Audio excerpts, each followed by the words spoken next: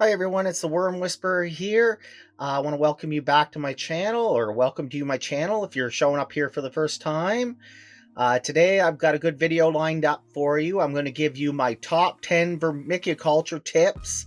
Before we get started, I just want to take a moment to thank everybody who subscribed to my channel, everybody who's liked any of my videos. I really appreciate it. It makes me feel really good that I'm able to do this and that everybody's able to get something out of this. I just want to take a quick moment to thank you before we get started. So we all know that worms are a wonderful way to get started into urban farming, especially if you've got limited space.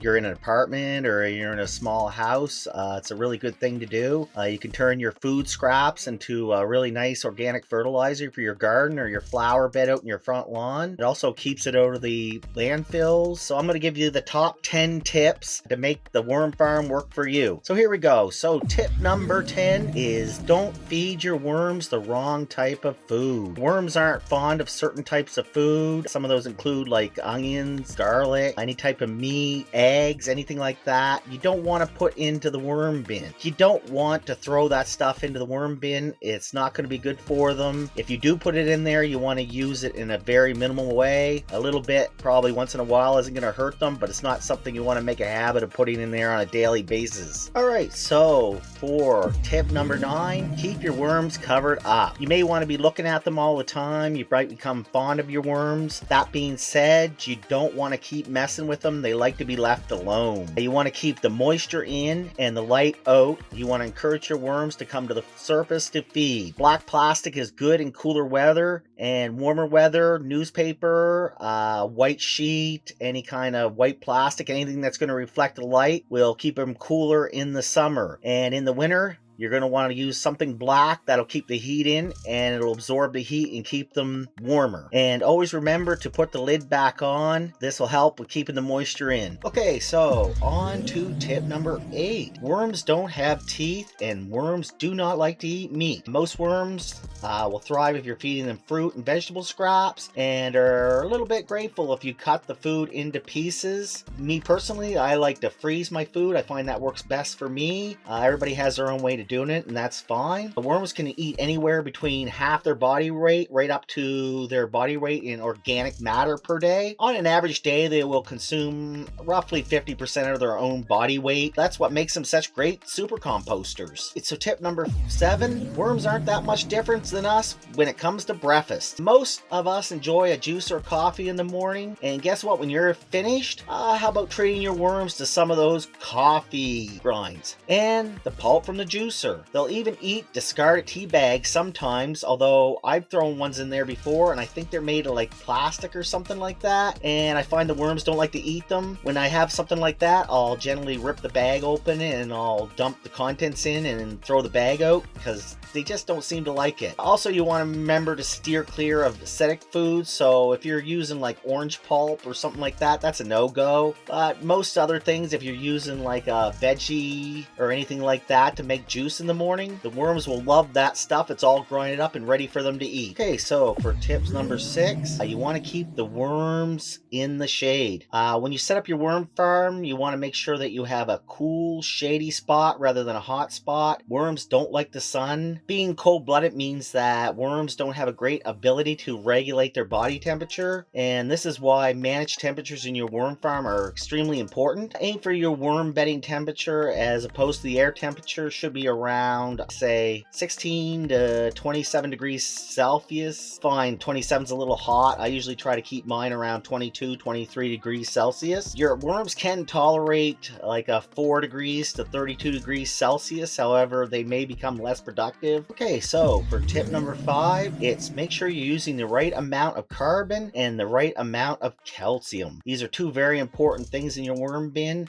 Worms love calcium. They'll definitely eat that and use that to level up your worm bin. You can use anything from like cardboard or newspaper or flyers. You can either shred them up if you want. You don't have to. It's kind of up to you. You can use for calcium eggshells, any kind of like ground up oysters or any type of shells you can use if you find some on the beach. You can take a hammer, smash them to pieces, and add them to your worm bin, and the worms will absolutely absolutely love that. Okay, so now we're getting into the more important tips, so stay tuned. All right, so moving on to tip number 4.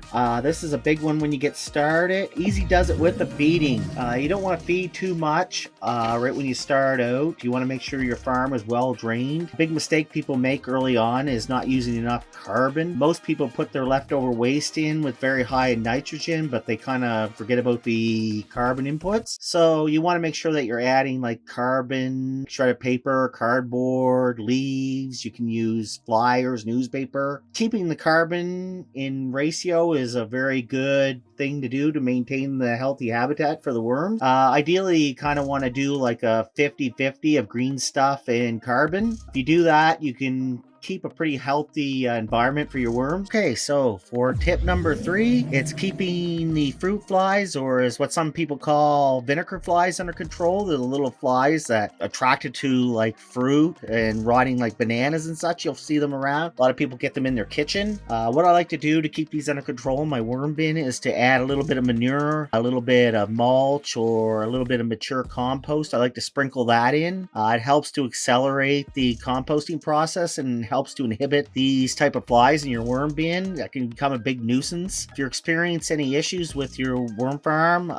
one thing you can do to get it back on track is to use a little bit horse or cow manure. This can help to reset your conditions in your worm bin. You just want to be careful that there's no antibiotics or any chemicals or anything given to the cows. That's something important to keep in mind when you're getting the manure. It's going to definitely help to get your worm bin going the right way again. The manure has usually a lot of like hay and stuff in it, and that'll definitely the worms will definitely like eating the hay and that manure, and it should set things straight and keep those flies to a minimum. All right, so we're getting down to the final couple of tips for this tutorial. We're down to number 2, and this is a really important one, and it's choosing the right worms for your job. So depending on what you're going to do with these worms or what you're using the worms for, you want to make sure that you're getting the right type of worms. If you're planning on doing like composting worm farm kind of deal, you're going to be looking for like tiger worms, or red wigglers they're called. Those are the type you're going to get. They're really good composting worms, and they like to come to the top, and they feed, and they live really well in captivity. They're not so good like if you're going to use them for fishing. They're not big enough. You might want to look at like getting some European night crawlers or something like that. So basically you just want to make sure that you're getting the right type of worms for what you're looking for. Like if the red worms aren't going to be big enough to get on your hook, then you're going to have to go with some night crawlers or something bigger. So you want to make sure you've got the right worms to do what you're planning to do with your worm bin. Okay, so we're down to our final tip, and this is a good one, and drum roll please.